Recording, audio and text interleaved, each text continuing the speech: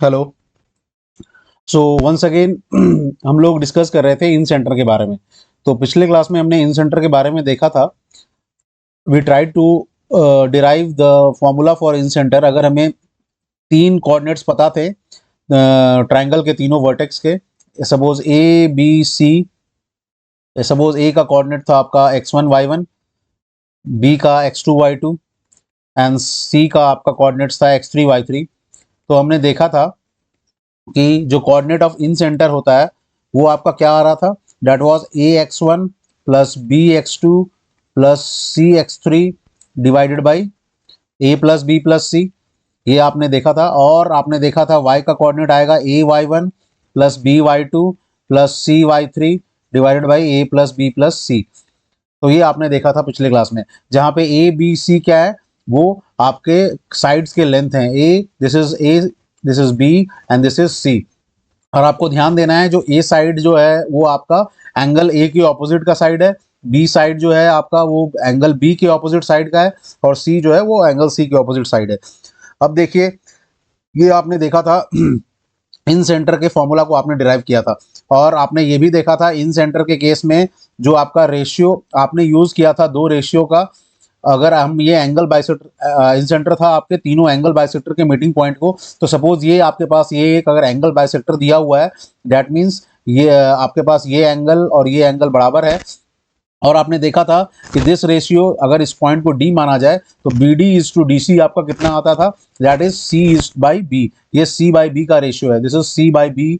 तो B D by D C का ratio कितना आता था, सी बाई बी। और अगर इसके ऊपर एंगल बाइसेक्टर के ऊपर सपोज ये पॉइंट इन सेंटर है, then A I by I D का रेशियो क्या आता था, that was B plus C by A. ये A I by I D का रेशियो कितना था, B plus C by A.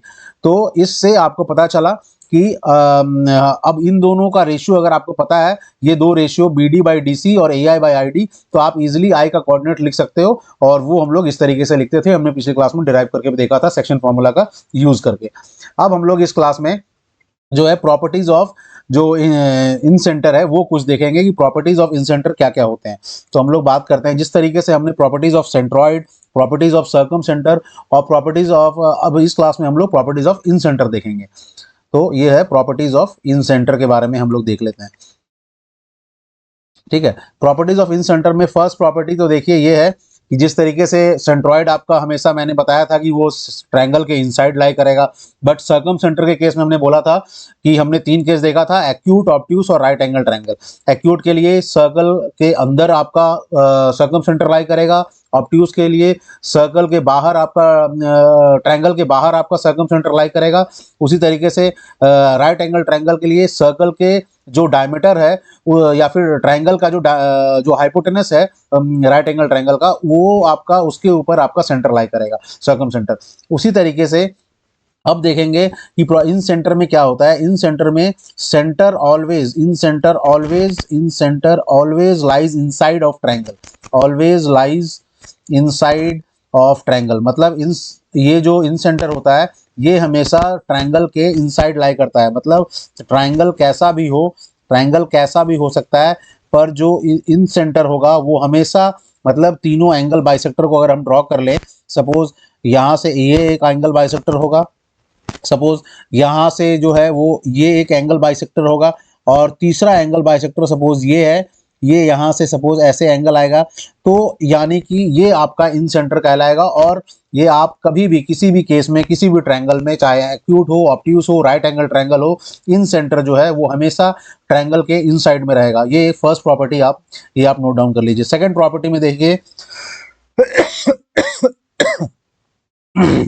Second property जो हम देखेंगे वो हम देखेंगे रेशियो। रेशियो वही जो हम जनरल हम लोग देखे थे, ratio of area of triangle के बारे में वही देखेंगे। तो ratio of area of triangle formed using using using incentre as one vertex as compared to area of whole triangle, area of whole triangle. ठीक है, मतलब कहने का मतलब ये है हम लोग नेक्स्ट पेज में देख लेते हैं ये क्या कहना चाह रहा है। मतलब ये कहना चाह रहा है कि अगर हमारे पास ये ट्रायंगल दिया हुआ है, सपोज ये एक ट्रायंगल है ए बी सी, ये अगर ट्रायंगल ए बी सी है, ए बी और सी है, और सपोज इसमें कहीं पे ये एक इन सेंटर है, सपोज अगर ये इन सेंटर है, और इन सेंटर से अगर ये कहने का कोशिश है इसका कि अगर इन सेंटर का यूज करके अगर एक ट्रायंगल बनाया जाए, मतलब अगर सपोज इन सेंटर, और क्योंकि ट्रायंगल के लिए 3 वर्टेक्स का यूज होता है, तो एक वर्टेक्स उसमें से इन सेंटर होगा और बाकी जो 2 वर्टेक्स होंगे वो ट्रायंगल, ओरिजिनल ट्रायंगल के 2 वर्टेक्स होंगे। तो ये ट्रायंगल बी आई सी हो गया। तो अगर आपसे पूछेगा कि what is area, ratio of area of triangle B I C as compare to area of triangle, whole triangle A B C, तो आपसे ये पूछ सकता है। या फिर पूछेगा अगर मैं इसी इन सेंटर को मिला दूं ए से, तो ये ए आई और बी आई से मिलके ये आपका एक ट्रायंगल और बनेगा, एरिया ऑफ, अब यहाँ पे बात करेंगे area of triangle A I B divided by area of triangle A B C, और तीसरा वाला ट्रायंगल जो बनेगा वो ए आई सी, ए और सी को आई से मिला के बनेगा। तो ये बनेगा a ratio of area of triangle A I C divided by area of triangle A B C, मतलब होल ट्रायंगल के एरिया में area of triangle A B C. तो ये कैसे निकालते हैं ये हम लोग देख लेते हैं। तो अब देखिए, अब इसके लिए कुछ नहीं है, आपको मैंने पहले ही बताया है कि जनरल प्रॉपर्टी में बता चुका हूं कि अगर मैं suppose B I C triangle की बात कर रहा हूं, तो अगर मैं बी आई सी ट्रायंगल की बात कर रहा हूं और मैंने जो इन सेंटर से है वो एक वर्टेक्स को मिलाया हुआ है, वो ए आई आपका बन रहा है। और इस लाइन को मैं अगर और थोड़ा आगे एक्सटेंड करके ले जाऊं, और आपका ये कुछ नहीं है, ये लाइन आपका एंगल बाइसेक्टर है। मैंने पहले ही बताया था कि इन सेंटर तीनों वर्टेक्स के एंगल बाइसेक्टर के का जो मीटिंग पॉइंट होता है उसे इन सेंटर बोला जाता है। तो ये जो एंगल बाइसेक्टर है इसको मैं अगर बीसी के ऊपर, एंगल ए के बाइसेक्टर को अगर मैं बीसी के ऊपर मिला दूं, तो ये पॉइंट सपोज आपका डी है, suppose this point is D. तो देखिए आपको, अब मैंने बताया हुआ है जनरल प्रॉपर्टी में कि area of triangle B I C as compare to area of triangle A B C, ये आपका कुछ नहीं होता है। जो एडी का, जो एडी में जो डिस्टेंस का लेंथ होगा इन एक्सटेंट ऑफ बी आई सी यानी आईडी का, तो ये आईडी जो डिस्टेंस आएगा इसका ratio as compare to whole line का रेशियो यानी आईडी बाई एडी, यही आपका area of triangle B I C divided by area of triangle A B C का रेशियो होता है, आईडी बाई एडी। ये आप करके भी देख सकते हो, यही आएगा, आपको यही आएगा, क्योंकि हम एल्टीट्यूड ड्रॉ करेंगे तो सेम एल्टीट्यूड बनेगा और आपको यही दिखेगा कि ये इस वाले ट्रायंगल के लिए जब हम बी आई सी के लिए बात करें तो ये ऑल्टीट्यूड ऐसा दिखेगा, बड़े वाले ट्रायंगल के लिए ऑल्टीट्यूड ऐसा दिखेगा, और हम लोग जब सिमिलर ट्रायंगल्स का कॉन्सेप्ट लगाएंगे तो वो आपको दिख जाएगा आईडी बाई एडी भी, एडी ही आता है। तो ये हो गया area of triangle B I C divided by area of triangle A B C का ratio ID by AD. Second में देखिए, एरिया ऑफ ट्रायंगल अगर हम ए आई बी की बात करें as compare to area of triangle A B C total area, तो उसमें क्या होगा, हम सी से, फिर सी वर्टेक्स से हम जो एंगल बाइसेक्टर ड्रॉ कर रहे हैं उसको लेंगे, और सी वर्टेक्स से जब हम एंगल बाइसेक्टर को लेंगे तो सी वर्टेक्स से एंगल बाइसेक्टर को सपोज ये यहाँ पे एफ पॉइंट पे मीट कर रहा है, तो एफ पॉइंट पे अगर मीट करेगा तो यहाँ पे हम लोग इसके इस लाइन सी एफ के किस एक्सटेंट को लेंगे, एफ आई, जो इस ट्रायंगल के अंदर आ रहा होगा, तो हम लोग रेशियो लेंगे F I divided by C F. तो ये F I divided by C F, ये जो एक्सटेंट होगा ये आपका ratio of area of triangle ये A I B divided by area of triangle A B C, ये आपको बता देगा।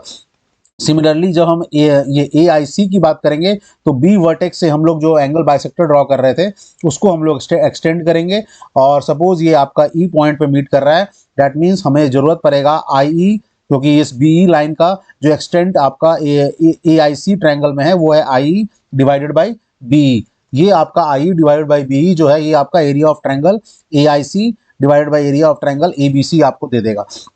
तो इससे आपको, अब देखिए यही आपको, अब देखिए मैंने ये तो आपको जनरल प्रॉपर्टी में पता है, लेकिन आपको देखो मैंने आपको पहले ही बताया हुआ है कि ए आई इज टू आई डी का रेशियो है कितना, ए आई इज टू आई डी का रेशियो हम निकाल चुके हैं, वो आता है बी प्लस सी बाई ए आई का बाई आई डी का रेशियो कितना आता था, B plus C by A. ये आता था b प्लस सी बाई ए। आपने देखा भी होगा जब इन सेंटर का कोऑर्डिनेट्स निकाल रहे थे तो इस तरीके से निकालते हैं। तो अब देखिए अगर ये b plus C divided by A है तो आप ये भी याद रखो कि ये सब सब उस तरीके से, अगर मैं सी वर्टेक्स से अगर लाइन ड्रॉ कर रहा हूँ एंगल बाइसेक्टर का, तो इसका जो रेशियो आएगा जब आप प्रूव करोगे वो सिमिलरली आप प्रूव करके देख सकते हो। जिस तरीके से यहाँ पे देख लो, ये जो ए आई है वो डिपेंड कर रहा है बी और सी के साइड लेंथ के, जो इस एंगल के जो ऑपोजिट साइड है लेंथ, और इस एंगल के जो ऑपोजिट साइड लेंथ है, वो उन दोनों का सम आता है इसके रेशियो में। तो उसी तरीके से यहाँ सी से जो ड्रॉ होगा लाइन, उसमें ये a प्लस बी बन जाएगा। आप मतलब जब आप थ्योरम से आप निकालोगे प्रूव करके, तो ये a प्लस बी और ये आएगा c, तो ये हो जाएगा a plus B is to C, यानी आपका सी आई, आपको सी आई बाई सी आई नहीं, ये इस तरीके से लिखिए, हाँ सी आई बाई जो आपका एफ आई है वो रेशियो कितना आ जाएगा, that is a plus B divided by C. उसी तरीके से अगर आप इसके लिए देखो B I is to I कितना आ जाएगा, तो ये इन दोनों के b जो है a और c के ऑपोजिट है, तो ये आ जाएगा a plus C small, A plus C length, और ये आ जाएगा b, तो ये आ जाएगा a plus C is to B का रेशियो, यानी कि ये आ जाएगा बी आई बाई क्या है, B I by I E is equal to A plus C is to B, ये रेशियो आ जाएगा a plus C is to B. और अगर देखिए आपके पास ये तीनों रेशियो पता है, ये बहुत ही सिंपल है आपको प्रूव करना। जिस तरीके से हमने b plus C by A prove किया था ए आई बाई आई डी का, उसी तरीके से आप ये सब प्रूव कर सकते हो, आपको आ जाएगा। याद रखने के लिए है कि आपको जो अगर c से वर्टेक्स से निकाल रहे हो तो रेशियो जो है वो a plus B is to C होगा। अगर आप ए वर्टेक्स से निकाल रहे हो तो उसके साइड का जो रेशियो होगा वो b प्लस सी होगा, यानी उसमें a नहीं होगा। उसी तरीके से सी वाला में देखिए आप, वो c नहीं है, उसमें a प्लस बी है, तो उसी तरीके से b वाले साइड में आपका a प्लस सी रहेगा, b नहीं रहेगा, b ऑपोजिट वाले जो लेंथ है उसका रेशियो होगा। तो ये देखिए इस तरीके से आप प्रूफ करके आप देख लेना, ये आपको आ जाएगा। तो अगर आपको ये तीनों रेशियोज पता है तो आप देखो इजीली आपको, क्योंकि ट्रायंगल का एरिया का रेशियो निकालना था, वो डिपेंड कर रहा है आईडी बाई एडी के ऊपर। तो अगर आप यहाँ इस रेशियो से आप आईडी बाई एडी भी निकाल सकते हो, इजीली निकाल सकते हो, कोई बहुत बड़ी बात नहीं है। आप देखो यहाँ से अगर मैं अगर मैं अगर मुझे ए आई बाई आई डी पता है, that is equal to B plus C by A, तो मैं अगर दोनों साइड, अगर मुझे निकालना क्या है, तो पहले मैं देख लूंगा, मुझे निकालना है आईडी बाई एडी, मतलब मुझे आईडी को इंटैक्ट रखना है। तो मैं आईडी को अगर इंटैक्ट रखना चाहता हूं तो मैं दोनों साइड 1 प्लस कर दूंगा, 1 plus A I by I D is equal to 1 plus B plus C divided by A, and that is nothing but ये A I plus I D कितना होता है, ए डी होता है, ऊपर में ए डी हो जाएगा, नीचे में आई डी हो जाएगा, and this is A plus B plus C divided by A. तो I D by A D कितना आया, that is equal to A by A plus B plus C. तो ये आपका आ गया a प्लस बी प्लस, ये आ जाएगा आपका a by A plus B plus C. देख लो आप यहाँ से, ये a by A plus B plus C and that is equal to I D by A D. तो ये रेशियो आपको पता चल गया कि एरिया ऑफ ट्रायंगल ये जो बी आई सी है एज कम्पेयर टू होल, ये कितना आता है, स्मॉल a जो लेंथ है आपका स्मॉल a, ये वाला बी सी का length, small a divided by A plus B plus C, तीनों लेंथ का सम, ये रेशियो ऑफ एरिया होता है। सिमिलरली आप इसके लिए भी लिख सकते हो, area of triangle A I B कौन सा है, ये वाला ट्रायंगल, इसका क्या होगा, इसके लिए आपका होगा आई एफ। अगर हम I F by C F लिखना चाहें तो यहाँ से आंसर आपका आ जाएगा C by A plus B plus I F by C F कितना होगा, ये हो जाएगा C by A plus B plus C. ये आप करके भी देख लेना, इतना ही आएगा। तो इसके लिए आंसर हो जाएगा इस वाले के लिए C by A plus B plus C. इसके लिए आंसर आ जाएगा आपका जो area of triangle A I C है, इसके लिए आ जाएगा आपका B by A plus B plus C. तो ये रेशियो आ जाएगा आपका। तो ये आपको ये सेकंड प्रॉपर्टी में आता है, मतलब हम लोग जो जनरल प्रॉपर्टी पढ़े थे उससे हम लोग रिलेट करके ये निकाल सकते हैं ratios of area of smaller triangle as compare to bigger triangle. अगर वो ट्रायंगल किस तीसरे वर्टेक्स किसको यूज किया गया है, वो तीसरा वर्टेक्स हम लोग यूज करेंगे इन सेंटर को, और बाकी दो जो है वो पुराने वाले ट्रायंगल का, जो बड़े वाले ट्रायंगल का वर्टेक्स है उसको यूज करेंगे। तो ये आपका सेकंड प्रॉपर्टी हो गया। अब थर्ड प्रॉपर्टी हम लोग देख लेते हैं। थर्ड प्रॉपर्टी जो इन सेंटर का है वो कहता है कि सपोज वो एक जनरल इक्वेशन, अगर हम लोग पहले एक ट्रायंगल बना लेते हैं। सपोज ये आपका ट्रायंगल है ये आपका एक ट्रायंगल है and this triangle is suppose A B and C. अब देखिए इस ट्रायंगल में सपोज मैं एंगल बाइसेक्टर्स पहले बना लेता हूं। ये आपका एक एंगल बाइसेक्टर है, ये दूसरा एंगल बाइसेक्टर है, ठीक है, और ये आपका तीसरा एंगल बाइसेक्टर है, ठीक है, ये तीनों एंगल बाइसेक्टर हैं सपोज। अब देखिए अगर ये एंगल बाइसेक्टर है तो ये इन सेंटर हो गया। और देखिए अगर हम इन सर्कल ड्रॉ करें इसके अंदर तो वो इन सर्कल कुछ ऐसा बनेगा, वो इन सर्कल भी हम ड्रॉ करके देख लेते हैं।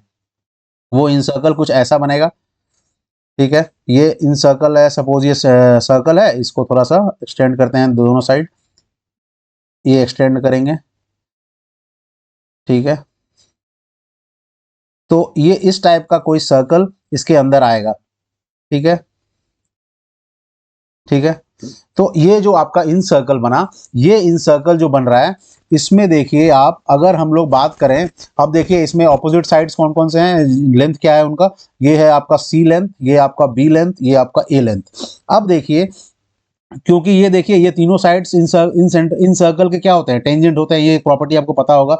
तो ये पॉइंट पे और सपोज ये यहाँ टच कर रहा है ये पॉइंट पे, और सपोज यहाँ पे ये पॉइंट पे, ये तीनों से अगर हम सेंटर से लाइन ड्रॉ करें इसके ऊपर तो ये परपेंडिकुलर होगा यहाँ पे, ठीक है, आप करके देख लोगे, ये परपेंडिकुलर होगा, ये वाला चीज यहाँ परपेंडिकुलर होगा जहां भी ये टच कर रहा होगा लाइन को, तो और ये यहाँ से परपेंडिकुलर होगा, मतलब ये टेंजेंट होगा। ये आप ये एग्जैक्ट आपको डायग्राम में नहीं दिख रहा होगा लेकिन ये ऐसा ही आएगा 90 डिग्री, ये टेंजेंट होता है जहां भी टच करेगा, these three sides will be tangent to incircle, ये टेंजेंट होंगे।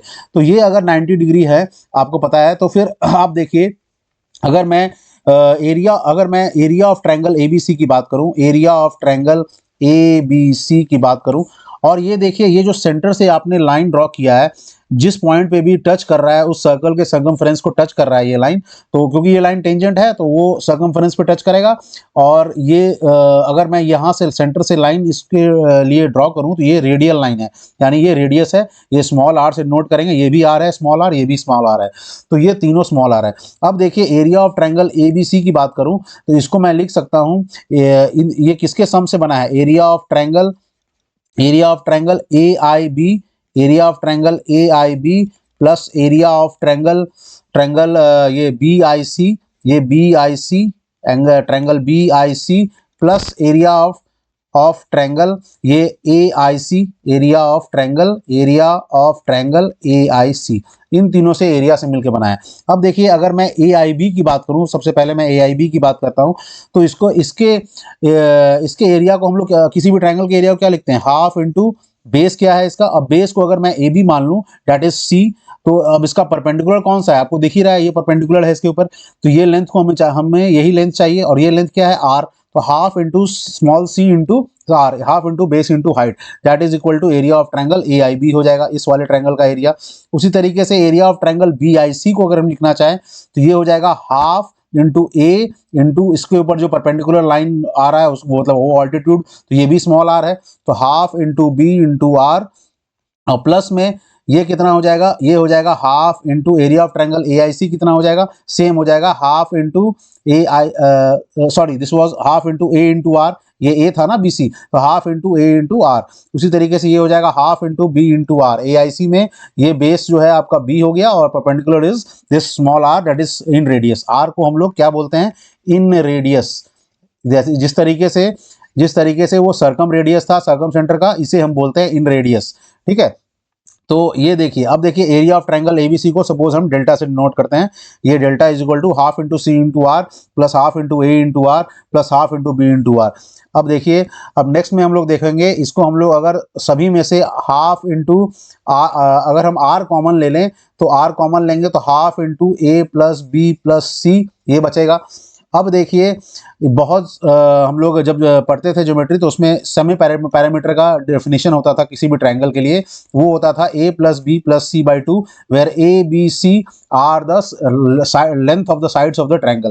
तो ये सेमी पैरामीटर कहलाता है, तो इसको हम लोग ऐसे भी लिख सकते हैं, this a plus B plus C by two is R S small S, और ये area of triangle equal to R into S. This is very important property of incentre, इसे हम कहते हैं area of triangle equal to r into s area of triangle equal to r into semi parameter, this is semi parameter, ठीक है, इसका नाम है semi parameter, और इसे हम इन रेडियस बोलते हैं, इन रेडियस। और ये आपका एरिया ऑफ ट्रायंगल है। तो किसी भी एरिया ऑफ ट्रायंगल ABC का area is equal to inradius multiplied by semi parameter. ये आपको याद रखना है। इसको बहुत कोई ऐसे भी बोलते हैं कि अगर हमें इन रेडियस निकालना है तो R is equal to small triangle by S, ये भी आप लिख सकते हो। तो ये आपका थर्ड प्रॉपर्टी हो गया। नेक्स्ट प्रॉपर्टी हम लोग देखते हैं जो इन सेंटर का है, वो लास्ट प्रॉपर्टी हम देख लेते हैं। लास्ट प्रॉपर्टी ये है इन सेंटर का। सपोज आप फिर से एक ट्रायंगल बना लो, ठीक है। अगर आपके पास ये ट्रायंगल है ABC, अगर आपके पास ट्रायंगल ABC है दिया हुआ, सपोज ये आपके पास ABC दिया हुआ है, ठीक है, एंड दिस इज इन। अब हमें देखिए इन सेंटर ड्रॉ करना है। इन सेंटर, सपोज ये आपके पास इन सेंटर है। ए से हम एक एंगल बाइसेक्टर ड्रॉ कर रहे हैं, सी से एंगल बाइसेक्टर ड्रॉ कर रहे हैं, और बी से एंगल बाइसेक्टर ड्रॉ कर रहे हैं जो तीनों एंगल को बाइसेक्ट कर रहा है। अब देखिए जो नेक्स्ट प्रॉपर्टी इन सेंटर का बोलता है वो ये बोलता है कि हमारा जो ये जो इन रेडियस था, जो हमें इन रेडियस था, वो हमेशा इन रेडियस जो है वो परपेंडिकुलर टू साइड्स, हम लोग इन रेडियस को हमेशा परपेंडिकुलर टू साइड्स ड्रॉ करने की कोशिश करेंगे। तो इसमें हमारा जो इन सेंटर का एक प्रॉपर्टी और आ जाता है, वो हम लोग देख लेते हैं। वो काफ़ी बुक्स में भी दिया हुआ है। वो यूलर लाइन के ऊपर है, लेकिन उसको डिस्कस करने से पहले मैं सोचता हूँ कि पहले मैं यूलर लाइन को बता दूं, क्योंकि वो काफ़ी मतलब मुझे आपको काफ़ी रिगरस एक्सप्लेनेशन देना पड़ेगा, उसके बाद आपको पता चलेगा। क्योंकि वो प्रॉपर्टी ये बोलता है कि अगर आइसोसेलेस ट्रायंगल है तो इन सेंटर जो है वो हमेशा कोइंसाइड करेगा with centroid and circum centre. तो वो हम लोग देखेंगे कि वो किस तरह कोइंसाइड नहीं करेगा, मतलब कोलिनियर होगा, that will all line line. तो वो देखने से पहले हम लोग यूलर लाइन देखेंगे, तो उसको आप छोड़ दीजिए। आप नेक्स्ट प्रॉपर्टी देखिए। सपोज उसका नंबरिंग भी हम 4 कर देते हैं, और वो नेक्स्ट प्रॉपर्टी जो है वो हम लोग देखेंगे, वो लास्ट प्रॉपर्टी वो हम लोग देखेंगे जब हम लोग यूलर लाइन पढ़ लेंगे। यूलर लाइन पढ़ने से पहले एक और प्रॉपर्टी ये होता है इसमें इन सेंटर में, वो होता है आपका इन सेंटर का प्रॉपर्टी कि जिस तरीके से जो हमारा यूलर लाइन बोलता है कि यूलर लाइन, क्योंकि अभी हम लोग नहीं पढ़े हैं तो उसको हम लोग छोड़ देते हैं। बस आप इक्विलेटरल ट्रायंगल के लिए पढ़ लीजिए। इक्विलेटरल ट्रायंगल के लिए आप पढ़ लीजिए, वही इंपॉर्टेंट है वो अभी फिलहाल के लिए, क्योंकि यूलर लाइन मैंने अभी बताया नहीं है, तो उसको देखना अभी आपके लिए काफ़ी मतलब हेवी हो जाएगा। क्योंकि यूलर लाइन पहले आप समझ लीजिए, फिर आप उसको देखिएगा। तो इक्विलेटरल ट्रायंगल के केस में क्या होता है, अगर ट्रायंगल इक्विलेटरल हो तो इन सेंटर जो है will coincide with with with centroid and circumcenter। तो ये आपको बहुत इंपॉर्टेंट प्रॉपर्टी है कि अगर अगर आपका एक इक्विलेटरल ट्रायंगल है तो उसके लिए इन सेंटर, सेंट्रॉइड और सर्कम सेंटर, ये तीनों कोइंसाइड करेंगे। इनफैक्ट इवन आप लिख लीजिए इसमें, even ortho centre also coincide. Ortho centre भी मैंने पढ़ाया नहीं है, वो हम लोग आगे पढ़ेंगे। Even ortho centre coincides with all of the above. मतलब अगर आपके पास अगर इक्विलेटरल ट्रायंगल है तो उसके लिए ये चारों पॉइंट्स जो है वो कोइंसाइड करेंगे, मतलब ये चारों पॉइंट एक ही होंगे। वो हम प्रूफ करके भी देख सकते हैं, और इक्विलेटरल ट्रायंगल के लिए वो आप प्रूफ, क्योंकि आपने ऑर्थो सेंटर में नहीं पढ़ा है तो उसको छोड़ के बाकी तीनों का आप प्रूफ देख सकते हो कैसे होगा। तो उसके लिए कुछ नहीं है, आपको सेंट्रॉइड का कोऑर्डिनेट पता है, आपको सर्कम सेंटर का कोऑर्डिनेट पता है और इन सेंटर का कोऑर्डिनेट्स पता है। कैसे लिखते हो आप, अगर आपको तीनों coordinates x1 y1 x2 y3 और y2 और x3 y3 दिया हुआ रहता है तो आप किस तरीके से लिखते हो, सेंट्रॉइड को लिखते हो x1 plus x2 plus x3 divided by 3। उसी तरीके से इस सेंट्रॉइड को लिखते हो y1 plus y2 plus y3 divided by 3। उसी तरीके से सर्कम सेंटर को क्या लिखते हो, x1 sine 2a plus x2 sine 2b plus x3 sine 2c divided by sine 2a plus sine 2b plus sine 2c, sine 2a plus sine 2b plus sine 2c। उसी तरीके से y को क्या लिखते हो, y1 sine 2a plus dot dot dot वही sine y2 sine 2b plus y3 sine 2c और divided by sine 2a plus sine 2b plus sine 2c। ठीक है, ये आप लिखते हो। अब देखिए, और इन सेंटर को क्या लिखते हो आप, ax1 plus bx2 plus cx3 divided by a plus b plus c।